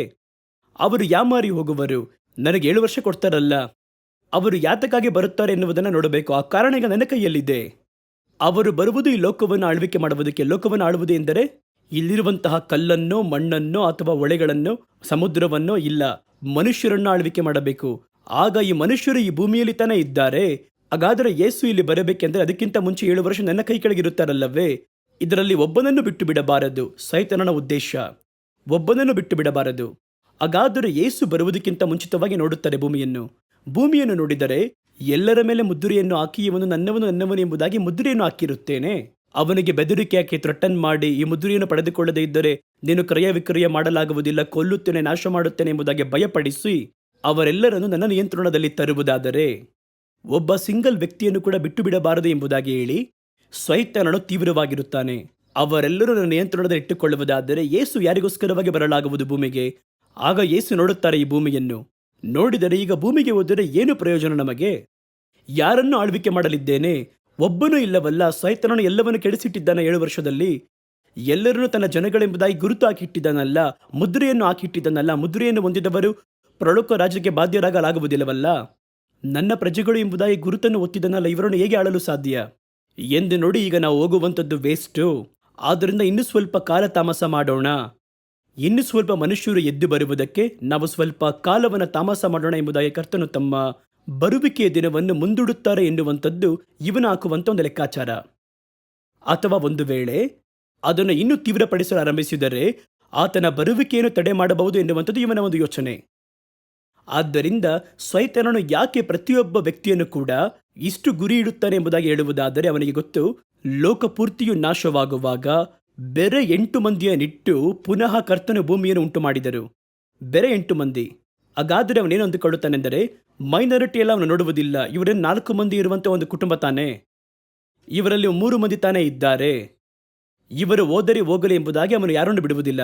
ಆದ್ದರಿಂದಲೇ ಈಗಿರುವಂತಹ ಕಡೆಯ ಕಾಲದಲ್ಲಿ ಎಲ್ಲ ಸಂಭವವನ್ನು ನೋಡುವುದಾದರೆ ಒಟ್ಟಾರೆ ಎಲ್ಲ ಮನುಷ್ಯರನ್ನು ಗಮನಿಸುವುದಕ್ಕೂ ತಮ್ಮ ನಿಯಂತ್ರಣದ ಕೆಳಗೆ ತರುವುದಕ್ಕೂ ಒಂದು ತೀವ್ರವಾಗಿರುವಂಥ ಒಂದು ಶಕ್ತಿ ಕ್ರಿಯೆ ಮಾಡುವುದನ್ನು ನೋಡಲಾಗುವುದು ನಮ್ಮಿಂದ. ಅದರ ಕುರಿತು ನಾವು ಇನ್ನು ಮುಂದೆ ಬರುವಂಥ ಪ್ರಪಂಚ ಎನ್ನುವಂಥ ಕಾರ್ಯಕ್ರಮದಲ್ಲಿ ವಿವರವಾಗಿ ಮಾತಾಡುತ್ತಿದ್ದೇವೆ. ಯಾಕೆ ಆ ರೀತಿ ಮಾಡ್ತಾರೆ ಅಂದರೆ ಇದಕ್ಕೋಸ್ಕರವಾಗಿಯೇ. ಈ ರೀತಿ ಕ್ರಿಯೆ ಮಾಡಿ ಜನಗಳನ್ನು ಪರಿಪೂರ್ಣವಾಗಿ ನಿಯಂತ್ರಣಕ್ಕೆ ತರುವುದಾದರೆ ಯೇಸು ಬರುವಾಗ 8 ಮಂದಿ ಕೂಡ ಇರಬಾರದು. ಯಾಕೆಂದರೆ ಅವರು ಮಿನಿಮಮ್ 8 ಮಂದಿನಿಟ್ಟು ಜಗತ್ತನ್ನೇ ಉಂಟು ಮಾಡಿದ್ರಲ್ವಾ. ಆದ್ದರಿಂದ ಪ್ರತಿಯೊಬ್ಬ ವ್ಯಕ್ತಿಯನ್ನು ಅವರು ಗಮನಿಸುವರು. ಆದರೆ ಕರ್ತನು ಸೈತಾನನೇ ಇಷ್ಟು ತೀವ್ರವಾಗಿ ಯೋಚನೆ ಮಾಡುವುದಾದರೆ ಕರ್ತನು ಯಾವ ರೀತಿ ಯೋಚನೆ ಮಾಡಬಹುದು? ಆಗ ಅವರು ಏನು ಮಾಡ್ತಾರೆ ಅಂದರೆ, ಈ ಉಜ್ಜೀವನದಲ್ಲಿ ಎದ್ದು ಬರುವಂತಹ ಜನಗಳು ಇದ್ದಾರೆ ನೋಡಿರಿ, ಇವರನ್ನು ಕರ್ತನು ಇಲ್ಲಿಯವರೆಗೆ ಬೀಸಲ್ಪಟ್ಟಿರುವಂತಹ ಸೇವಕರಿಗಿಂತಲೂ ಮನುಷ್ಯರಿಗಿಂತಲೂ ವಿಶೇಷವಾದ ಬಲದಿಂದ, ಯಾಕೆಂದರೆ ಇದು ಫೈನಲ್ ರೌಂಡ್ ನೋಡಿರಿ, ವಿಶೇಷವಾದ ಬಲದಿಂದ, ವಿಶೇಷವಾಗಿರುವಂತಹ ವರಗಳಿಂದ, ಸೈತಾನನ ಎಂಥ ಕುತಂತ್ರ ಇರುವುದಾದರೂ ಅದಕ್ಕೆ ಕಟ್ಟುಪಡದೇ ಇರುವಂತಹ ಕರ್ತನನ್ನು ಮಾತ್ರ ಆತುಕೊಂಡು ಸೈತಾನನ ಕಣ್ಗಳಿಗೆ ಮರೆಯಾಗಿ ಬದುಕುವವರಾಗಿ ಕರ್ತನು ಅವರನ್ನು ಮಾರ್ಪಡಿಸುವರು. ಅವರೇ ಆ ಉಜ್ಜೀವನದಲ್ಲಿ ಹುಟ್ಟುವವರಾಗಿರುತ್ತಾರೆ. ನೀವೇನು ಮಾಡ್ತೀರಾ? ಸಭೆಗಳು ಏನು ಮಾಡುತ್ತದೆ ಎಂದರೆ ಈ ಉಜ್ಜೀವನವನ್ನು ಹುಟ್ಟಿಸಬೇಕು ಅಷ್ಟೇ. ಹುಟ್ಟಿಸುವುದು ಅದುವೇ ಕಡೆಯ ಪ್ರಾಜೆಕ್ಟ್. ಈ ಉಜ್ಜೀವನವನ್ನು ಹುಟ್ಟಿಸುವುದಕ್ಕೆ ಇವರು ಕೆಲಸ ಮಾಡುವರು. ನಿಮ್ಮ ಮೂಲಕವಾಗಿ ಉಜ್ಜೀವನ ಬರುವುದು. ಕರ್ತನು ಬಯಸುವಂತಹ ಉಜ್ಜೀವನದ ಬೆಳವಣಿಗೆ ಬಂದ ಕೂಡಲೇ ಕರ್ತನು ನಿಮ್ಮನ್ನು, ಸಭೆಯನ್ನು ಆ ಕಡೆಯ ಕಾಲದ ಯೋಜನೆಯನ್ನು ಮಾಡಿ ಮುಗಿಸುವುದರಿಂದ, ಪರಿಪೂರ್ಣವಾದುದರಿಂದ ತಮ್ಮ ರಹಸ್ಯ ಬರುವಿಕೆಯಲ್ಲಿ ತೆಗೆದುಕೊಂಡು ಹೋಗುವರು. ಇದನ್ನೇ ಕರ್ತನು ಬಂದು ಮಾತಾಡಿದ್ದರೆ ನಮಗೆ, ಬೆಳೆಯ ಬೀಜದ ಉಜ್ಜೀವನ, ಬೆಳೆಯ ಉಜ್ಜೀವನ ಎಂಬುದಾಗಿ. ನನ್ನ ಮುಂದಿನ ಕಾರ್ಯಕ್ರಮದಲ್ಲಿ ಆ ಒಂದು ಕಾರ್ಯವನ್ನು ನಿಮಗೆ ಓದಿ ತೋರಿಸುತ್ತೇನೆ. ಕರ್ತನು ಮಾತಾಡಿದ್ದಾರೆ. ಏಕೆ ಕಡೆಯ ಕಾಲದ ಸಭೆಯನ್ನ ಬೀಜಗಳು ಎಂಬುದಾಗಿ ಹೇಳುತ್ತಾರೆ ಎಂದರೆ, ಈ ಬೀಜಗಳ ಕಡೆಯ ಪ್ರಾಜೆಕ್ಟ್ ಯಾವುದೆಂದರೆ ಉಜ್ಜೀವನ ಎನ್ನುವಂತಹ ಬೆಳೆಯನ್ನು ಹುಟ್ಟಿಸುವಂಥದ್ದು. ಯಾವ ಒಂದು ಬೀಜವು, ಲೋಕದಲ್ಲಿರುವಂತಹ ಯಾವ ಒಂದು ಬೀಜವಾಗಲಿ, ಬೆಳೆಯನ್ನು ಕೊಟ್ಟ ಕೂಡಲೇ ಅದು ಮರೆಯಾಗಿ ಹೋಗುವುದು. ಒಂದು ಭತ್ತವನ್ನು ಹಾಕ್ತೀರಾ ಅಂತ ಇಟ್ಕೊಳ್ಳಿ, ಹಾಕುತ್ತೀರಾ, ಆ ಭತ್ತವು ಗಿಡವಾಗಿ ಬೆಳೆಯಿತು. ಅದರಲ್ಲಿ ನೋಡುವುದಾದರೆ ಒಂದು ಒಳ್ಳೆಯ ತಲೆ ಬಿಟ್ಟು ಒಳ್ಳೆ ಬೆಳೆ ಉಂಟಾಯಿತು. ನಾನು ಮೊದಲು ಹಾಕಿದ ಭತ್ತ ಇದೆ ನೋಡಿ, ಅದು ನನಗೆ ಈಗ ಬೇಕು. ಅದು ಪುನಃ ತೆಗೆಯಲಾಗುವುದಾ? ಮಣ್ಣನ್ನು ಆಗಿದೆ ನೋಡಿ, ಒಳಗೆ ಅದಿರುವುದಾ? ಅದು ಮರೆಯಾಗಿರುವುದು. ಅದೇ ರೀತಿಯೇ ಈ ಕಡೆಯ ಪ್ರಾಜೆಕ್ಟ್ ಇದೆ ನೋಡಿರಿ. ಸಭೆಯು ಆ ಯೋಜನೆಯನ್ನು ನೆರವೇರಿಸಿ ಮುಗಿಸಿದ ಕೂಡಲೇ, ಅವರ ಮೂಲಕ ಬಂದಂತಹ ಉಜ್ಜೀವನದ ಬೆಳೆ ಬಂದ ಕೂಡಲೇ ಕರ್ತನು ಅದೇ ಸಮಯದಲ್ಲಿ ಸಭೆಯನ್ನು ಮರೆಯಾಗುವಂತೆ ಮಾಡಿಬಿಡುವರು. ಹಾಗಾದರೆ ಸಭೆಗಳಿಗೆ ಕಡೆಯ ಕಾಲದಲ್ಲಿ ದೇವರಿಟ್ಟಿರುವಂತಹ ದೊಡ್ಡ ಯೋಜನೆ ಇದುವೇ. ಇದಕ್ಕಾಗಿಯೇ ಕರ್ತನು ಈ ಕಡೆಯ ಕಾಲದ ಸಭೆಗಳನ್ನು ಕರ್ತನು ಪ್ರೋತ್ಸಾಹಿಸುತ್ತಿದ್ದಾರೆ, ಅವರನ್ನು ನಿರ್ಬಂಧಿಸುತ್ತಿದ್ದಾರೆ. ನೀವು ಸುಮ್ಮನೆ ಸಭೆಯಾಗಿ ಕೂಡಿ ಬಂದು ಕೈ ತಟ್ಟುವುದು, ಹಾಡಾಡುವುದು, ಡ್ರಮ್ ಬಡಿಯುವುದು, ಸೈತಾನನು ಇದನ್ನು ಬಂದು ನೋಡುತ್ತಾನೆ. ಈ ಸಭೆಯ ಮೂಲಕ ಅಲ್ಲವೇ ಉಜ್ಜೀವನವು ಬರುವಂತದ್ದಾಗಿದೆ, ಹಾಗಾದರೆ ಸಭೆಯನ್ನು ಕೆಡಿಸು. ಅದು ಒಂದು ಕಡೆ ನಡೆಯುತ್ತದೆ. ಸಭೆಯ ಒಳಗೆ ತನ್ನಿಂದ ಉಪಯೋಗಿಸಲ್ಪಡುವಂತಹ ಆ ಮನುಷ್ಯರು ಶಾರೀರಿಕ ಕ್ರಿಯೆಗಳಿಂದ ಕೂಡಿದವರನ್ನು ಸೇವಕರ ಹಾಗೆ ಒಳಗೆ ಕಳುಹಿಸುವುದು, ಅವನು ಒಳಗೆ ಬಂದು ಲೈಟನ್ನು ಹಾಕಿ ಆಡುವಂಥದ್ದು, ಪಬ್ಬಂತೆ ಸಭೆಯನ್ನು ಮಾರ್ಪಡಿಸುವಂಥದ್ದು, ಸಭೆಯಲ್ಲಿರುವಂತಹ ಎಲ್ಲ ಕಾರ್ಯವನ್ನು ತನವನ್ನು ನಿರ್ಮೂಲ ಮಾಡುವಂಥದ್ದು ಒಂದು ಕಡೆ ನಡೆಯುತ್ತದೆ. ಆದರೆ ಸೈತಾನನು ಯಾವ ತಂತ್ರವನ್ನು ಮಾಡಿದರೂ ಕೂಡ, ಸಭೆಯನ್ನು ಕೆಡಿಸಲು ಪ್ರಯತ್ನ ಮಾಡಿದರೂ, ಕರ್ತನು ರಹಸ್ಯವಾಗಿ ತನ್ನ ಕಾರ್ಯವನ್ನು ಮಾಡುತ್ತಲೇ ಬರುವರು. ಅದು ಯಾರಿಗೂ ಗೊತ್ತಾಗುವುದಿಲ್ಲ. ನಾವೆಲ್ಲ ನೋಡುವಾಗ ಏನಪ್ಪ ಸಭೆಯ ಸ್ಥಿತಿ ಈ ರೀತಿ ಮಾರ್ಪಟ್ಟಿತಲ್ಲ, ಆ ಕಾಲದಲ್ಲಿ ಬೇರೆ ಥರ ಇತ್ತಲ್ಲ, ಸೇವೆ ಬೇರೆ ಥರ ಇತ್ತಲ್ಲ, ಸೇವಕರು ಬೇರೆ ಥರ ಮಾರ್ಪಟ್ಟರಲ್ಲ, ಈ ರೀತಿಯೇ ಹೋಗ್ತಾ ಇದೆಯಲ್ಲ ಎಂಬುದಾಗಿ ಭಾವಿಸುತ್ತಿರುತ್ತೇವೆ. ಆದರೆ ನಮಗೆ ಯಾರಿಗೂ ತಿಳಿಯದ ಹಾಗೆ ಕರ್ತನು ಅದರ್ಶನವಾಗಿ ತಮ್ಮ ಚಿತ್ತವನ್ನು ನೆರವೇರಿಸುವಂತ ಸಭೆಯನ್ನು ಒಳಗೊಳಗೆ ಸಿದ್ಧಪಡಿಸುತ್ತಲೇ ಬರುತ್ತಿರುತ್ತಾರೆ. ಅವರು ಹೊರನೋಟಕ್ಕೆ ಕಾಣಿಸುವುದಿಲ್ಲ. ಎಲಿಯನ ಕಾಲಘಟ್ಟದಲ್ಲಿ ಆ ರೀತಿಯೇ ನಡೆಯಿತು. ನೀವು ಮರೆಯಬಾರದು. ಎಲಿಯನು ಅತ್ತಿತ್ತ ತಿರುಗಡೆ ನೋಡಿದ ಒಬ್ಬನೂ ಇಲ್ಲ. ಆಜ್ಞೆಯನ್ನು ಹಾಕಿದಳು. ಆಜ್ಞೆಯನ್ನು ಹಾಕಿ ಯಾರನ್ನು ಬಿಡಬಾರದೆಂಬುದಾಗಿ ಅವಳು ಅಂದಳು. ಆ ಕಠಿಣವಾದ ಆಜ್ಞೆಯನ್ನು ಅಮಲಿಗೆ ತಂದರು. ಯೆಹೋವನ ಹೆಸರಿನಲ್ಲಿ ಆರಾಧನೆ ಮಾಡುವಂತಹ ಎಲ್ಲರನ್ನು, ಯಾಜಕರನ್ನು, ಪ್ರಭುಗಳನ್ನು, ಪ್ರವಾದಿಗಳನ್ನು, ವಿಶ್ವಾಸಿಗಳ ಎಲ್ಲರ ಕುತ್ತಿಗೆಗೆ ಕತ್ತಿಯನ್ನಿಟ್ಟು ಮತಾಂತರ ಮಾಡಿದರು. ಅವರೆಲ್ಲರನ್ನು ಆ ಒಂದು ವಿಗ್ರಹಗಳಿಗೆ ಆರಾಧನೆ ಮಾಡುವಂತೆ ಮಾಡಿದರು. ಅದಕ್ಕೆ ವಿಧಿಯರಾಗದಿರುವವರೆಲ್ಲರನ್ನು ಕೊಂದು ಹಾಕಿರಿ ಎಂಬುದಾಗಿ. ಎಲೆಯನ್ನು ನೋಡುತ್ತಾನೆ, ಒಬ್ಬರೂ ಸಿಗಲಿಲ್ಲ. ಅಷ್ಟೇ ಮುಗಿಯಿತು. ಇವಳಿಗೆ ವಿರುದ್ಧವಾಗಿ ಏನು ಮಾಡಲಾಗುವುದು? ಭಯಪಟ್ಟು ನಡುಗಿದರು. ಆ ಭಯವು, ಆ ಒಂದು ದಿಗಿಲು ಅವರ ಹೃದಯದಲ್ಲಿ ಆಳವಾಗಿ ಅಂಟಿಕೊಂಡಿತ್ತು. ಎಷ್ಟೇ ದೊಡ್ಡ ಅದ್ಭುತವನ್ನು ಮಾಡಿದಾಗಲೂ, ಆಕಾಶವು ತೆರೆಯಲ್ಪಟ್ಟು ಒಂದು ಅದ್ಭುತವನ್ನು ಮಾಡಿದರೂ ಕೂಡ, ಅಷ್ಟು ದೊಡ್ಡ ಅದ್ಭುತವು ನಡೆಯುತ್ತಲ್ಲವೇ, ಕರ್ತನ ಸಂಗಡ ಇದ್ದಾರೆ ಎಂದು ಗೊತ್ತಿದ್ದರೂ ಕೂಡ, ಆ ಅದ್ಭುತವು ನಡೆದ ಮುಂದಿನ ಕ್ಷಣವೇ ಮುಂದಿನ ದೃಶ್ಯವನ್ನು ನೋಡುವುದಾದರೆ, ಯೆಜಬೇಲಳಿಗೆ ಭಯಪಟ್ಟು ಅವರು ಹೋಗಿ ತಮ್ಮನ್ನು ಅಡಗಿಸಿಕೊಳ್ಳುವುದನ್ನು ನೋಡುತ್ತೇವೆ. ಅಷ್ಟೇ, ಅವಳು ನನ್ನನ್ನು ಬಿಡುವುದಿಲ್ಲ, ಕೊಂದಾಕುವಳೆಂಬುದಾಗಿ ಭಯಪಡುವುದನ್ನು ನೋಡುತ್ತೇವೆ. ಅಂಥ ಒಂದು ಭಯಪಟ್ಟ ಕಾಲದಲ್ಲಿ ಅವರನ್ನು ನೋಡಿದರು. ದೇವರ ಬಳಿ ಅವರು ಹೇಳಿದರು, ದೇವರೇ, ನಾನೊಬ್ಬನು ಮಾತ್ರ ಬಾಕಿ ಉಳಿದಿದ್ದೇನೆ. ಸುತ್ತಲೂ ನೋಡುವುದಾದರೆ ನಿಮ್ಮ ವಿಶ್ವಾಸಿ ಒಬ್ಬನಾದರೂ ಕಾಣಿಸಲಿಲ್ಲ. ಹೇಳುತ್ತಿರುವುದು ಯಾರು? ದೊಡ್ಡ ಪ್ರವಾದಿ, ದೊಡ್ಡ ಪ್ರಾಫೆಟ್ ಅವರು, ಕರ್ತನ ದೃಷ್ಟಿಯನ್ನು ಹೊಂದಿರುವಂತಹ ಒಬ್ಬ ವ್ಯಕ್ತಿಯು. ಅವ್ರು ಹೇಳ್ತಾರೆ, ನಾನು ನೋಡದೆ ಒಬ್ಬರೂ ಇಲ್ಲ ಎಂಬುದಾಗಿ. ಆಗ ಕರ್ತನು ಹೇಳುತ್ತಾರೆ, ಇಲ್ಲ, ಬಾಳನಿಗೆ ಅಡ್ಡ ಬಿದ್ದು ಮಂಡಿ ಊರದಿರುವಂತಹ 7,000 ಮಂದಿಯನ್ನು ಉಳಿಸಿದ್ದೇನೆ ಎಂಬುದಾಗಿ ಹೇಳಿದರು. ಅದೇ ರೀತಿ ನಡೆಯುವುದು ಇಲ್ಲಿ. ನಮಗೆ ಗೊತ್ತಿಲ್ಲ, ಕರ್ತನು ಒಂದು ಸಭೆಯನ್ನು, ಅದರ್ಶನವಾಗಿ ತಮ್ಮ ಚಿತ್ತವನ್ನು ನೆರವೇರಿಸುವಂಥ ಸಭೆಯನ್ನು ಕರ್ತನು ಈಗಲೂ ಬಾಕಿ ಉಳಿಸಿದ್ದಾರೆ. ಆ ಬೋಧಕರುಗಳು, ಆ ಸೇವಕರುಗಳು ಹೊರಗಡೆ ಪ್ರಬಲವಾಗಿ ಅವರು ಕಾಣಿಸುವುದಿಲ್ಲ. ಹೊರಗೆ ಆಡಂಬರವಾಗಿರುವ ಸೇವೆಯನ್ನು ಮಾಡುವುದಿಲ್ಲ. ಬಲಗೈಗೂ ಎಡಗೈಗೂ ವ್ಯತ್ಯಾಸ ಗೊತ್ತಿಲ್ಲದಿರುವಂತಹ ಒಂದು ಜನಗಳಂತೆ ಅವರಿರುವರು. ಆದರೆ ಕರ್ತನು ಅವರನ್ನು ತೀವ್ರವಾಗಿ ಈಗಲೂ ಉಪಯೋಗಿಸುತ್ತಾ ಬರುತ್ತಿದ್ದಾರೆ. ನಮಗದು ಗೊತ್ತಿಲ್ಲ. ಹೊರಗಡೆ ನೋಡುವುದಾದರೆ ನಾವು ನೋಡುವುದೆಲ್ಲವೂ ಕೂಡ ಆಡಂಬರವಾಗಿ ಕಾಣಿಸಲ್ಪಡುವಂಥ ಒಂದು ಕಾರ್ಯವನ್ನು ಮಾತ್ರ ನೋಡುತ್ತೇವೆ. ಮುಗಿಯಿತು ಅಷ್ಟೇ. ಇನ್ನು ಮುಂದೆ ಈ ಸಭೆಯನ್ನಿಟ್ಟುಕೊಂಡು ಯಾವ ರೀತಿ ಕರ್ತನು ತಮ್ಮ ಚಿತ್ತವನ್ನು ನೆರವೇರಿಸುವರು? ನೀವು ಅರಿಯದಿರುವಂತಹ ದರ್ಶನವಾದ ಸಭೆಯನ್ನು ಕರ್ತನು ಇನ್ನೂ ಬಾಕಿ ಉಳಿಸಿದ್ದಾರೆ. ಆ ಸೇವಕರು ಈಗಲೂ ನಮ್ಮ ನಡುವೆ ಇದ್ದಾರೆ. ನೋಡುವುದಾದರೆ ಅವರು ನಿಮಗೆ ಕಾಣಿಸುವುದಿಲ್ಲ, ಅವರ ಹೆಸರು ಕೂಡ ನಿಮಗೆ ಗೊತ್ತಿರುವುದಿಲ್ಲ. ಆದರೆ ಕರ್ತನ ಬರುವಿಕೆಗೋಸ್ಕರವಾಗಿ ತಮ್ಮನ್ನು ಸಿದ್ಧಪಡಿಸಿಕೊಳ್ಳುತ್ತಿದ್ದಾರೆ ಎನ್ನುವಂಥದ್ದು ಮಾತ್ರ ನಿದರ್ಶನವಾಗಿರುವಂಥ ಸತ್ಯ. ಹಾಗಾದರೆ ಸೈತಾನನ ಕಣಿಗೂ ಅದು ಕಾಣಿಸುವುದಿಲ್ಲ. ಹಾಗಾದರೆ ಅವನು ನೋಡುವಾಗ ಸಭೆಯನ್ನು ಕೆಡಿಸಿದ್ದೇವಪ್ಪ, ಇನ್ನು ಮುಂದೆ ಸಭೆಯಲ್ಲಿ ಒಳ್ಳೆ ಉಪದೇಶವಿಲ್ಲ, ಬರೇ ಹಾಡುಗಳು, ಬೇರೆ ಶಬ್ದಗಳು, ಜನಗಳನ್ನು ಒಂದು ರೀತಿಯಲ್ಲಿ ಎಂಟರ್ಟೈನ್ಮೆಂಟ್ ಕ್ರಿಶ್ಚಿಯಾನಿಟಿಯಲ್ಲಿ ತಂದಿದ್ದೇವೆ ಎಂಬುದಾಗಿ ಅವನು ಅಲ್ಲಿ ಸಂತೋಷ ಪಡುತ್ತಿರುತ್ತಾನೆ. ಒಳಗೆ ಪ್ರಾಣವನ್ನೇ ಕೊಡುವುದಕ್ಕೆ ಮುಂದಾಗುವಂತಹ, ಕರ್ತನ ಚಿತ್ತವನ್ನು ಮಾಡಲು ಮುಂದಾಗುವಂತಹ ಒಂದು ಗುಂಪಿನ ಸಭೆಗಳು ಬಾಕಿ ಉಳಿಸಲ್ಪಟ್ಟಿದೆ. ಅವರು ಕ್ರಿಯೆ ಮಾಡುವರು. ಅವರ ಮುಖಾಂತರವಾಗಿ ಕರ್ತನು ಒಂದು ಉಜ್ಜೀವನವನ್ನು ತರುವರು. ಈ ರೀತಿಯ ದೇವರು ವಾಗ್ದಾನ ಮಾಡಿದ್ದಾರೆ. ಆ ಉಜ್ಜೀವನ ಬರುವುದು ಇವರ ಮೂಲಕ ಹುಟ್ಟುವುದರಿಂದ, ಆ ಉಜ್ಜೀವನದಲ್ಲಿ ಹುಟ್ಟುವವರು ಇವರ ರೀತಿಯ ವೈರಾಗ್ಯವಾಗಿರುವರು. ಕರ್ತನಿಗೋಸ್ಕರವಾಗಿ ಸಾಧಿಸಲು ವೈರಾಗ್ಯವಾಗಿರುವರು. ಕರ್ತನ ದೇವರ ಆತ್ಮನು ಇಲ್ಲಿಯವರೆಗೂ ಯಾವ ಕಾಲಘಟ್ಟದಲ್ಲಿಯೂ, ಹಳೆ ಒಡಂಬಡಿಕೆ ಕಾಲ, ಹೊಸ ಒಡಂಬಡಿಕೆಯ ಕಾಲ, ಯಾವತ್ತೂ ಸುರಿಸಲ್ಪಡದಿರುವಷ್ಟು ಬಲವನ್ನು, ಅಧಿಕಾರವನ್ನು, ವರವನ್ನು, ಶಕ್ತಿಯನ್ನು ಈ ಉಜ್ಜೀವನದ ತಲೆಮಾರಿನ ಮೇಲೆ ಸುರಿಸುವರು. ಏಕೆಂದರೆ ಅದು ಫೈನಲ್ ರೌಂಡ್. ನೋಡಿರಿ, ಈಗ ಜಯಿಸಲೇಬೇಕು, ಅದುವೇ ಮುಖ್ಯ. ಹಳೆ ಒಡಂಬಡಿಕೆ ಕಾಲ ಎನ್ನುವಂಥದ್ದು ಬೇರೆ, ಅದು ದೇಶಗಳನ್ನು ಜಯಿಸುವುದಕ್ಕೆ ಬೇಕಾಗಿರುವಂಥದ್ದು, ಶತ್ರು ದೇಶಗಳನ್ನು. ಹೊಸ ಒಡಂಬಡಿಕೆ ಕಾಲ ಎನ್ನುವಂಥದ್ದು ಬೇರೆ, ತಮ್ಮ ಸ್ವಂತ ಶರೀರವನ್ನು ಅದನ್ನು ಎದುರಿಸಿ ಜಯಿಸುವುದಕ್ಕೋಸ್ಕರವಾಗಿ. ಆದರೆ ಈ ಕಡೆಯ ಕಾಲ ಎನ್ನುವಂಥದ್ದು ಬೇರೆ. ಇಲ್ಲಿಯವರೆಗೂ ಲೋಕವನ್ನು ವಂಚಿಸಿರುವ ಸೈತಾನನನ್ನು ಎದುರಿಸುವುದಕ್ಕೋಸ್ಕರವಾಗಿ, ಜಯಿಸುವುದಕ್ಕೋಸ್ಕರವಾಗಿ. ಹಾಗಾದರೆ ಈಗ ಕೊಡುವಂಥ ಅಭಿಷೇಕ ವ್ಯತ್ಯಾಸವಾಗಿರುವುದು. ಇದರ ಪವರ್, ಅಧಿಕಾರ, ವರಗಳು ಬೇರೆ ರೀತಿ ಇರುವುದು. ನೀವು ನೋಡಿರಿ, ಅದರಲ್ಲಿ ಎಬ್ಬಿಸಲ್ಪಡುವಂತಹ ಜನಗಳನ್ನು ಗಮನಿಸಿರಿ. ಅವನು ಸಾಯುವುದಕ್ಕೂ ಮುಂದಾಗಿರುವನು. ಸುಮ್ಮನೆ ಏನೋ ಬಂದ್ವಿ, ಕೈ ತಟ್ಟಿದ್ವಿ, ಆಡಿದ್ವಿ, ಆ ರೀತಿ ಇರುವುದಿಲ್ಲ. ಒಂದು ವೈರಾಗ್ಯವಿರುವಂತಹ ಸಂತತಿ ಹುಟ್ಟಿ ಬರುವುದು. ಆ ಉಜ್ಜೀವನವನ್ನು ಹುಟ್ಟಿಸುವಂತಹ ಸಭೆಗಳನ್ನೇ ಕರ್ತನು ಈಗ ಎಬ್ಬಿಸುವರು. ಹಾಗಾದರೆ ಇವರಿಗೆ ಬಂದು 2 ಪ್ರಾಜೆಕ್ಟ್ ಇದೆ. ಇವರೇನು ಮಾಡುತ್ತಾರೆಂದರೆ, ಈ ವಿಧವಾಗಿರುವಂತಹ ಉಜ್ಜೀವನವನ್ನು ತಂದ ನಂತರ ಆ ಬೆಳೆಯು ಬಂದ ಕೂಡಲೇ ಇವರು ಹಾಗೆ ಕಣ್ಮರೆಯಾಗುವರು. ಒಂದು ತುತ್ತೂರಿ ಧ್ವನಿ ಕೇಳಿಸುವುದು, ಕರ್ತನು ಅವರೆಲ್ಲರನ್ನು ತೆಗೆದುಕೊಂಡು ಹೋಗುವರು. ಆ ಉಜ್ಜೀವನಕ್ಕೆ ಕಾರಣವಾದವರು ಎಲ್ಲಿ ಎಂಬುದಾಗಿ ಹುಡುಕುವುದಾದರೆ ಅವರು ಇರುವುದಿಲ್ಲ. ಅವರನ್ನು ಕರ್ತನು ತೆಗೆದುಕೊಂಡು ಹೋಗುವರು. ಅದನ್ನೇ ನಾವು ರಹಸ್ಯ ಬರುವಿಕೆ ಎಂಬುದಾಗಿ ಹೇಳುತ್ತೇವೆ. ಹಾಗಾದರೂ ಇವರಿಗೆ 2 ಕೆಲಸ ಉಂಟು. ಈಗ ಇವರು ಏನು ಮಾಡುತ್ತಾರೆಂದರೆ, ಈ ಇಸ್ರೇಲರಿಗೆ ಮುದ್ರೆ ಒತ್ತುವಂತಹ ದೃಶ್ಯವನ್ನು ನೋಡಿದ್ವಿ ಅಲ್ಲವೇ? ಈ ಮುದ್ರೆ ಒತ್ತಲ್ಪಡುವಂತಹ ಸಂಭವದ ನಂತರವೇ ಇವರು ತೆಗೆದುಕೊಳ್ಳುವಂತಹ ದೃಶ್ಯ ನಡೆಯುವುದು. ನೀವು ಚೆನ್ನಾಗಿ ಒಂದು ಕಾರ್ಯವನ್ನು ಅರ್ಥ ಮಾಡಿಕೊಳ್ಳಬೇಕು. ಇಸ್ರಾಯೇಲ್ಯರು ಮುದ್ರೆ ಒತ್ತಿಸಿಕೊಂಡರೂ ಕೂಡ ಅವರು ಕರ್ತನ ಜನಗಳು ಎಂಬುದಾಗಿ ಕೋಪಾಗ್ನಿಯ ಮುಂಭಾಗದಲ್ಲಿ ಸೇವೆ ಮಾಡುವುದಕ್ಕೆ ಮುದ್ರೆ ಒತ್ತಿಸಿಕೊಂಡರೂ ಕೂಡ ಅವರು ಯಾರು ರಹಸ್ಯ ಬರುವಿಕೆಯಲ್ಲಿ ಹೋಗುವುದಿಲ್ಲ. ಇದುವೇ ಬಹು ಮುಖ್ಯವಾದದ್ದು, ನೀವು ಗಮನಿಸಬೇಕಾಗಿರುವ ವಿಷಯ.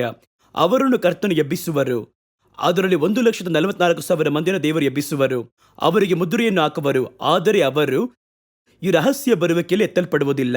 ಯಾಕೆಂದರೆ ರಹಸ್ಯ ಬರುವಿಕೆ ಎನ್ನುವಂಥದ್ದು ಯಹೂದ್ಯರಿಗೆ ಸೀಮಿತವಾದದ್ದಲ್ಲ, ಇಸ್ರೇಲರಿಗೆ ಸೀಮಿತವಾದದ್ದಲ್ಲ, ಸಭೆಗಳಿಗೆ ಸೀಮಿತವಾದದ್ದು. ಅವರು ಸಭೆಯಲ್ಲಿ ಇರಲಿಲ್ಲ ಅಲ್ವೇ? ಸಭೆ ಎನ್ನುವ ಸ್ಥಾಪನೆಯನ್ನು ದೇವರು ಏರ್ಪಡಿಸಿದಾಗ ಯಹೂದ್ಯರು ಅದನ್ನು ಸ್ವೀಕರಿಸಲಿಲ್ಲ ಅಲ್ವೇ? ಇಸ್ರೇಲರು ಅದನ್ನು ಸ್ವೀಕರಿಸಿ ಅಂಗೀಕಾರ ಮಾಡಲಿಲ್ಲ ಅಲ್ವೇ?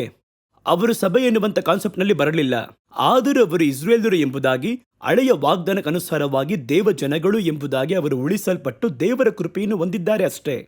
ಅದಕ್ಕೋಸ್ಕರವಾಗಿ ಕರ್ತನ ನಿಯಮವನ್ನು ಮೀರಿ ಇವರನ್ನು ತೆಗೆದುಕೊಂಡು ಹೋಗಲಾಗುವುದಿಲ್ಲ. ಹಾಗಾದರೆ ಒಂದು ಕಾರ್ಯವನ್ನು ಚೆನ್ನಾಗಿ ತಿಳಿದುಕೊಳ್ಳಬೇಕು. ಸಭೆಯು ಇಲ್ಲಿ ಇರುವಾಗಲೇ ಈ 1,44,000 ಮಂದಿ ಯಹೂದ್ಯರು ಎಂದರೆ ಇಸ್ರಾಯೇಲ್ಯರು ಮುದ್ರೆ ಹಾಕಲ್ಪಡುವರು. ಮುದ್ರೆ ಹಾಕಲ್ಪಟ್ಟರು ಎನ್ನುವುದಕ್ಕೋಸ್ಕರವಾಗಿ ಅನಂತರವೇ ಅಲ್ಲಿ ಸಭೆಯು ಎತ್ತಲ್ಪಡುವುದು. ಸಭೆ ಎತ್ತಲ್ಪಡುವಾಗ ಇವರಲ್ಲಿ ಕೆಲವರು ಎತ್ತಲ್ಪಡುತ್ತಾರೆ ಎಂಬುದಾಗಿ ಏನೂ ಇಲ್ಲ. ಈ 1,44,000 ಮಂದಿಯಲ್ಲಿ ಒಬ್ಬರಾದರೂ ರಹಸ್ಯ ಬರುವಿಕೆಯಲ್ಲಿ ಎತ್ತಲ್ಪಡುವುದಿಲ್ಲ. ಅದುವೇ ಮುಖ್ಯ. ಇವರು ಸಭೆಯಲ್ಲ, ಇಸ್ರಾಯೇಲ್ಯರು. ಇವರು ದೇವ ಜನರು ಎಂಬುದಾಗಿ ಕರೆಯಲ್ಪಟ್ಟು ಅಬ್ರಹಾಮನಿಗೆ ಕೊಡಲ್ಪಟ್ಟಂತಹ ವಾಗ್ದಾನಕ್ಕನುಸಾರವಾಗಿ ಕೃಪೆಯನ್ನು ಹೊಂದಿದವರು. ಕೋಪಾಗ್ನಿಯಲ್ಲಿ ಬಾಧೆಯನ್ನು ಹೊಂದದಂತೆ ಅವರು ಸುರಕ್ಷಿತವಾಗಿರುವ ಹಾಗೆ ಕೃಪೆ ಹೊಂದಿದವರು. ಈ ಕಡೆಯ ಸಮಯದಲ್ಲಿ ಬಂದು ಮುದ್ರೆ ಹೊತ್ತಿಸಿಕೊಂಡಿರುವುದಕ್ಕೋಸ್ಕರ ಸಭೆ ಎತ್ತಲ್ಪಡುವಾಗ ಇವರನ್ನು ಸೇರಿಸಿ ಎತ್ತಲ್ಪಡುವರು ಎಂಬುದಾಗಿ ಯಾರಾದರೂ ಹೇಳಿದರೆ ನಂಬಬೇಡಿರಿ, ಅವರು ಅದರಲ್ಲಿ ಹೋಗುವುದಿಲ್ಲ. ಸಭೆ ಇದೆ ನೋಡಿದರೆ ನೀವೇ ಹೋಗುವಿರಿ ಅಷ್ಟೇ. ಯಾರು? ಈ ಕಡೆಯ ಪ್ರಾಜೆಕ್ಟ್ ಅನ್ನು ಮುಗಿಸಿ ಬೆಳೆಯನ್ನು ಹುಟ್ಟಿಸಿರುವಂತಹ ಸಭೆ, ಉಜ್ಜೀವನ ಎನ್ನುವಂತಹ ಬೆಳೆಯನ್ನು ಹುಟ್ಟಿಸಿರುವಂತಹ ಸಭೆ ಎತ್ತಲ್ಪಡುವುದು. ಹಾಗಾದರೆ ಈ 1,44,000 ಮಂದಿ ಇವರು ಏನು ಮಾಡುವರೆಂದರೆ, ಈ ಸಭೆಯು ಭೂಮಿಯಿಂದ ತೆಗೆಯಲ್ಪಟ್ಟ ನಂತರ ಉಳಿದಿರುವಂತ ಕೆಲವು ಜನಗಳಿರುತ್ತಾರೆ ನೋಡಿ. ಈ ಉಜ್ಜೀವನದಲ್ಲಿ ಜನಿಸಿ ವೈರಾಗ್ಯವಾಗಿರುವವರು ಈ 1,44,000 ಮಂದಿಯು ಇವರೆಲ್ಲ ಏನ್ ಮಾಡ್ತಾರಂದ್ರೆ, ಭೂಮಿಯಲ್ಲಿ ಉಳಿದಿರುವಂತೆ ಕೈ ಬಿಡಲ್ಪಟ್ಟಿರುವರು. ಅವರು ಇಲ್ಲಿ ಕೈ ಬಿಡಲ್ಪಟ್ಟಿರುವರು. ಇವರಿಗೆ ಕರ್ತನ ಒಂದು ಯೋಜನೆಯನ್ನು ಇಟ್ಟಿದ್ದಾರೆ. ಅದರಲ್ಲಿ ಬಾಕಿ ಉಳಿಸಲ್ಪಟ್ಟವರು ಯಾರು? ನಿಮ್ಮ ಮೂಲಕವಾಗಿ ಉಂಟಾಗಿರುವಂತಹ ಉಜ್ಜೀವನದಲ್ಲಿ ಹುಟ್ಟಿದವರು. ನೀವು ಹೋದ ನಂತರವೂ ಈ ಲೋಕದ ಉಪದ್ರವ ಕಾಲ ಬರುವಾಗಲೂ ಅವರು ಇಲ್ಲಿ ಇದ್ದು ಮುಂದುವರಿದು ಈ ಉಜ್ಜೀವನವನ್ನ ಅವರು ನಡೆಸುತ್ತಲೇ ಇರುವರು. ಬಹಿರಂಗವಾಗಿ ನಡೆಸಲಾಗುವುದಿಲ್ಲ, ಕೂಟವನ್ನು ಕೂಡಿಸಿ ಅದೆಲ್ಲ ಮಾಡಲಾಗುವುದಿಲ್ಲ. ಆದರೂ ಸೈತಾನನು ಎಷ್ಟೇ ತಂತ್ರವನ್ನು ಮಾಡುವುದಾದರೂ ಒಳಗೆ ಅವರು ಕ್ರಿಯೆ ಮಾಡುತ್ತಲೇ ಜನಗಳನ್ನು ಸಂಧಿಸುವರು. ಏಕೆಂದರೆ ಸಾಧಾರಣವಾಗಿರುವಂತಹ ಜನಗಳು ಈ ಅಂತ್ಯಕ್ರಿಸ್ತನ ಆಳ್ವಿಕೆಯಲ್ಲಿ ಸಹಿಸಲಾಗದಿರುವ ಹಿಂಸೆ ಅನುಭವಿಸುತ್ತಾರೆ. ಅವರಿಗೆ ಹೋಗಿ ಸುವಾರ್ತೆಯನ್ನ ಸಾರಿ ಅಥವಾ ಅವರಿಗೆ ಯೇಸುವಿನ ಕುರಿತು ಹೇಳಿ ಒಂದು ಗುಂಪಿನವರು ಅವರನ್ನು ಸಿದ್ಧಪಡಿಸುವರು. ಈ 1,44,000 ಮಂದಿಯನ್ನು ಕರ್ತನ ಮುದ್ರೆ ಹಾಕಿದರಲ್ಲ, ಅದನ್ನು ಯಾವುದಕ್ಕೋಸ್ಕರವಾಗಿ ಮುದ್ರೆ ಹಾಕಿದರು ಎಂದು ಕೇಳಿದರೆ, ಇವರು ಈ ಕಡೆಯ ದಿನಗಳಲ್ಲಿ ಉಂಟಾಗುವಂತಹ ಕೋಪಾಗ್ನಿಯ ದಿನ ಎಂಬುದಾಗಿ ನಾವು ಹೇಳಿದ್ವಲ್ಲ, ಆ ಕರ್ತನ ಕೋಪ, ಆ ಒಂದು ಕೋಪಕ್ಕೆ ಇವರು ಒಳಗಾಗಬಾರದು. ಇವರು ಮರಣವನ್ನು ಹೊಂದಿ ಒಟ್ಟಾರೆ ಇಸ್ರೇಲ್ ಜನಾಂಗವೇ, ಯಹೂದ ಜನಾಂಗವೇ ನಾಶವಾಗಬಾರದು. ಅವರಿಗೂ ಪರಲೋಕದಲ್ಲಿ ಒಂದು ಸ್ಥಳವಿರಬೇಕು. ಅಥವಾ ಬರುವಂತಹ 1000 ವರ್ಷ ಆಳ್ವಿಕೆಯಲ್ಲಿ ಇಸ್ರೇಲ್ ಕುಲದವರಿಗೂ ಒಂದು ಸ್ಥಾನವಿರಬೇಕು ಎನ್ನುವಂಥದ್ದು ದೇವರ ಉದ್ದೇಶ. ನಾನು ಹೇಳ್ತಿರೋ ಅರ್ಥ ಆಗ್ತಿದ್ಯಾ? ಇವರು ಸಂಧಿಸಲ್ಪಡದೆ ಹೋದರೆ, ಮುದ್ರೆ ಹೊಂದದೇ ಇದ್ದರೆ 1000 ವರ್ಷ ಆಳ್ವಿಕೆ ಬರುವಾಗ ಲೋಕದಲ್ಲಿ ಉಳಿದಿರುವಂತಹ ಎಲ್ಲ ಜನಾಂಗ ಇರುವುದು. ಆದರೆ ಮೊದಲು ದೇವರು ಕರೆದಂತಹ ಆ ಇಸ್ರೇಲ್ ಜನಾಂಗ ಇಲ್ಲದೆ ಹೋಗುವುದು. ಕರ್ತನು ಅದಕ್ಕೋಸ್ಕರವಾಗಿ ಅವರ ಮೇಲೆ ಕೃಪೆಯನ್ನು ಇಟ್ಟು ಅವರಿಗೂ 1000 ವರ್ಷ ಆಳ್ವಿಕೆಯಲ್ಲಿ ಒಂದು ಸ್ಥಾನವನ್ನ, ಒಂದು ಪಾತ್ರವನ್ನ ಇರಿಸುವುದಕ್ಕೆ ಅವರಿಗೆ ಮುದ್ರೆಯನ್ನು ಹಾಕಿ ಅವರನ್ನು ಪ್ರತ್ಯೇಕಿಸುತ್ತಾರೆ. ಇವರು ಏನು ಮಾಡುತ್ತಾರೆಂದರೆ, ಇವರು ಈ 7 ವರ್ಷದಲ್ಲಿ ಈ ಮುದ್ರೆಯನ್ನು ಒತ್ತಿಸಿಕೊಂಡವರು ಬರೀ ಮುದ್ರೆ ಹಾಕಲ್ಪಟ್ಟು ಕಾಪಾಡಲ್ಪಡುವುದಕ್ಕೋಸ್ಕರ ಮಾತ್ರವಲ್ಲ, ಸತ್ಯವೇದವು ಹೇಳುತ್ತದೆ ಅವರಿಗೆ ಸೇವೆ ಇಡಲ್ಪಟ್ಟದ್ದಾಗಿದೆ. ಅವರು ನನ್ನ ದೇವರ ಸೇವಕರು ಎಂಬುದಾಗಿ ಬರೆಯಲ್ಪಟ್ಟಿದೆ. ಹಾಗಾದರೆ ಇವರು ಒಂದು ಸೇವೆಯನ್ನ ಮಾಡುವರು. ಹಾಗಾದರೆ ಈ ಸ್ಥಳದಲ್ಲಿ ಬಾಕಿಯಾಗಿ ಕೈಬಿಡಲ್ಪಟ್ಟವರು. ನೀವು ಒಂದು ವೇಳೆ ಕರ್ತನ ರಹಸ್ಯ ಬರುವಿಕೆಯಲ್ಲಿ ಎತ್ತಲ್ಪಡದೆ ಬಿಡಲ್ಪಟ್ಟವರೆಲ್ಲರೂ ಕೈ ಬಿಡಲ್ಪಟ್ಟವರು ಎಂಬುದಾಗಿ ನೀವು ಭಾವಿಸಬಾರದು. ಇಲ್ಲಿ ಬಿಡಲ್ಪಟ್ಟವರಲ್ಲಿ 2 ವಿಧವಾಗಿರುವ ಜನಗಳಿದ್ದಾರೆ. ಒಂದು ಕೈ ಬಿಡಲ್ಪಟ್ಟವರು, ಮತ್ತೊಂದು ಬಾಕಿ ಉಳಿಸಲ್ಪಟ್ಟವರು. ಈ ಬಾಕಿ ಉಳಿಸಲ್ಪಟ್ಟವರೇ ಯೇಸು ಪುನಃ ಬರುವಾಗ ಅವರನ್ನು ಎದುರುಗೊಂಡು ಹೋಗಿ ಅವರ ಆಳ್ವಿಕೆಯನ್ನು ಭೂಮಿಯಲ್ಲಿ ಸ್ಥಾಪಿಸಿ ಅವರ ಪ್ರಜೆಗಳಾಗಿ ಅವರಿಗೆ ವಿಧೇಯರಾಗಿರುವರು. ಇದರ ಕುರಿತು ನಾವು ಬಹಳವಾಗಿ ಮಾತಾಡಬೇಕಾಗಿದೆ. ಆ ಕಡೆಯ ಕಾಲದಲ್ಲಿ ಇಸ್ರೇಲ್ ಜನಾಂಗದವರಿಗೆ ಯಾವ ಸೇವೆಯನ್ನು ಕರ್ತನು ಇಟ್ಟಿದ್ದಾರೆ ಎನ್ನುವಂಥದ್ದನ್ನು ನಾವು ಹೇಳಬೇಕಾಗಿದೆ. ಅದನ್ನು ನಾವು ಮುಂದಿನ ಸಂಚಿಕೆಯಲ್ಲಿ ನೋಡೋಣ. ಅಲ್ಲಿಯವರೆಗೂ ಕರ್ತನು ನಿಮ್ಮನ್ನು ಆಶೀರ್ವಾದ ಮಾಡಿ ಕಾಪಾಡಲಿ. ಆಮೆನ್. ಯೆರೂಸಲೇಮ್ ದೇವಾಲಯ, ಅಂತ್ಯಕ್ರಿಸ್ತನ ಆಳ್ವಿಕೆ, ಮೃಗದ ಮುದ್ರೆ, ರಕ್ತಸಾಕ್ಷಿಗಳ ಮರಣ, ನ್ಯಾಯ ತೀರ್ಪುಗಳಂತಹ ಮುಖ್ಯ ಸಂಭವಗಳ ವಿವರಗಳನ್ನು ಇನ್ನೂ ಹೆಚ್ಚಾಗಿ ತಿಳಿದುಕೊಳ್ಳಲು ಪ್ರಕಟಣೆ ಪುಸ್ತಕದ ಮರೆವಾದ ಸತ್ಯಗಳು ಮತ್ತು ರಹಸ್ಯಗಳನ್ನು ನಮ್ಮ ಪ್ರೀತಿಯ ಸಹೋದರ ವಿನ್ಸೆಂಟ್ ಸೆಲ್ವಕುಮಾರ್ ಅವರಿಗೆ ದೇವರು ಬಹಿರಂಗಪಡಿಸಿರುವ ಕೊನೆಯ ಕಾಲದ ಪ್ರಕಟಣೆಗಳನ್ನು ತಿಳಿದುಕೊಳ್ಳಲು ಈ ಪುಸ್ತಕವನ್ನು ಆನ್ಲೈನ್ನಲ್ಲಿ ಅಮೆಜಾನ್ ಮತ್ತು ಫ್ಲಿಪ್ಕಾರ್ಟ್ ಮೂಲಕ ಖರೀದಿಸಬಹುದು. ಇನ್ನಷ್ಟು ವಿವರಗಳಿಗೆ 9731722977 ಎಂಬ ಮೊಬೈಲ್ ಸಂಖ್ಯೆಯನ್ನು ಸಂಪರ್ಕಿಸಿ.